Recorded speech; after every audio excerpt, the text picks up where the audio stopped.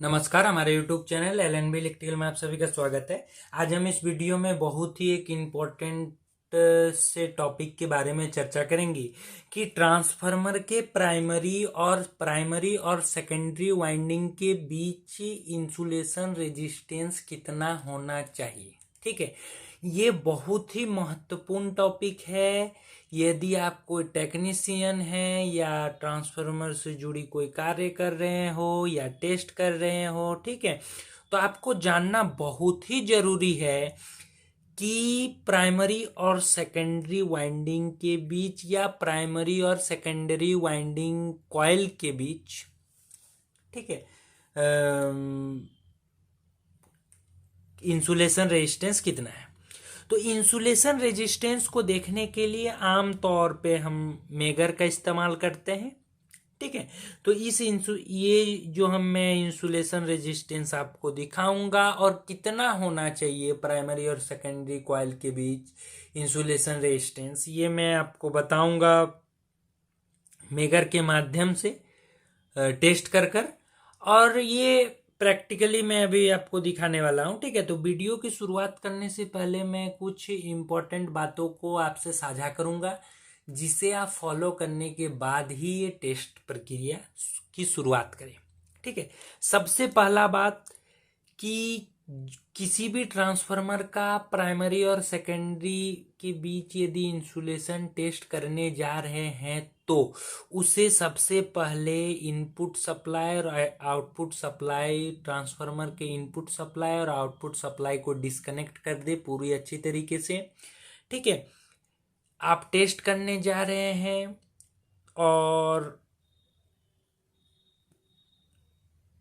जब आप टेस्ट कर रहे हो तो हाथों में ग्लव्स पहनकर ही करें। मैं अभी फिलहाल ग्लव्स नहीं पहना हूं, लेकिन आप जब भी करें ग्लव्स पहनकर करें।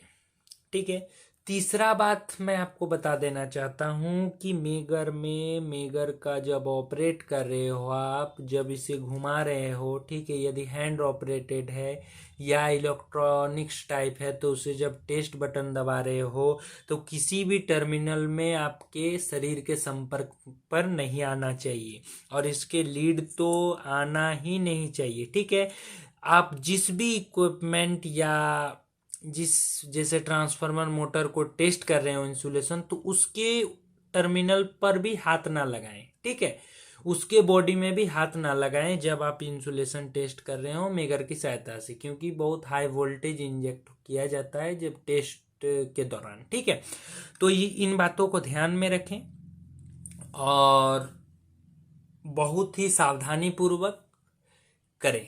ठीक है, सावधानी से कीजिएगा, टाइम भी कम लगेगा और आपका प्रॉपर रिजल्ट मिलेगा आपको। ठीक है, तो इस प्रकार से जैसा मैं आपको बताऊंगा कि कितना रेजिस्टेंस होना चाहिए इंसुलेशन रेजिस्टेंस और कितना होने से अच्छा है, कितना होने से अच्छा नहीं है, इस विषय पर चर्चा करूंगा।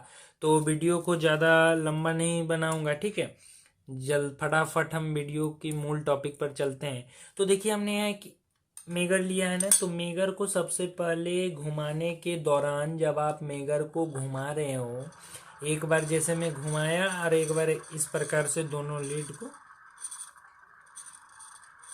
ट्विस्ट कर सटा कर देख लिया। ठीक है, ये ठीक काम कर रहा है। अब क्या करना है, अब हम इस जो ट्रांसफार्मर का हम एग्जाम्पल के रूप में आपको ये ट्रांसफार्मर का उदाहरण दे रहे हैं। इसके प्राइमरी साइड ये दोनों हैं, ठीक है, दोनों लीड, और ये सेकेंडरी लीड है 3 लीड। ठीक है, तो प्राइमरी और सेकेंडरी के बीच में मैं इंसुलेशन टेस्ट करूंगा। तो प्राइमरी और सेकेंडरी, एक मैं वायर को लगा दे रहा हूँ प्राइमरी वाइंडिंग में और एक लगा दिया है सेकेंडरी वाइंडिंग में। अब हम मेगर को 160 आरपीएम में घुमाएंगे बिना टच किए हुए किसी भी टर्मिनल को।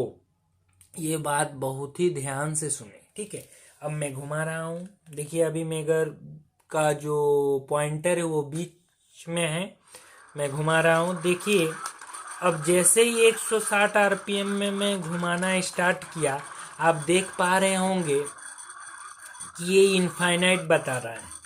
अब मैं जैसे ही रुक गया ये पॉइंटर बीच में आ जाएगा, और जैसे ही मैं इसे घुमाया वैसे ही ये इनफाइनाइट शो कर रहा है। तो ये इनफाइनाइट शो कर रहा है, यानी कि इसके प्राइमरी और सेकेंडरी के बीच बहुत ही तगड़ा इंसुलेशन रेजिस्टेंस है, यानी कि ये 100% सही है। ठीक है, इस बात को ध्यान में रखिएगा।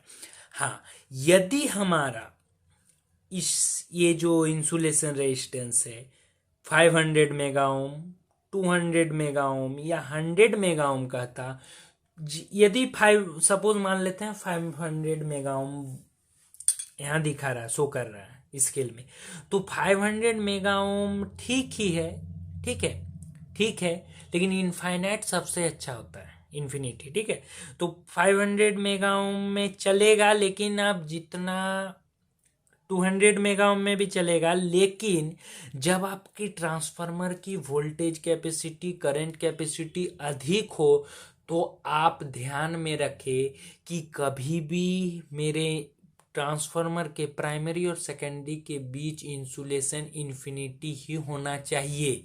यदि मैं मान सकता हूँ, यदि ऐसा सिचुएशन हो कि आपका ट्रांसफार्मर कहीं लगा हो, तापमान, जलवायु, ठीक है, नमी की संपर्क में आकर इसका इंसुलेशन डाउन हो सकता है, तो डाउन होने से उसे हीट करे, वार्निश ट्रीट करे, ठीक है, वार्निश दे उसमें, ठीक है, इन पद्धतियों को अपनाएं।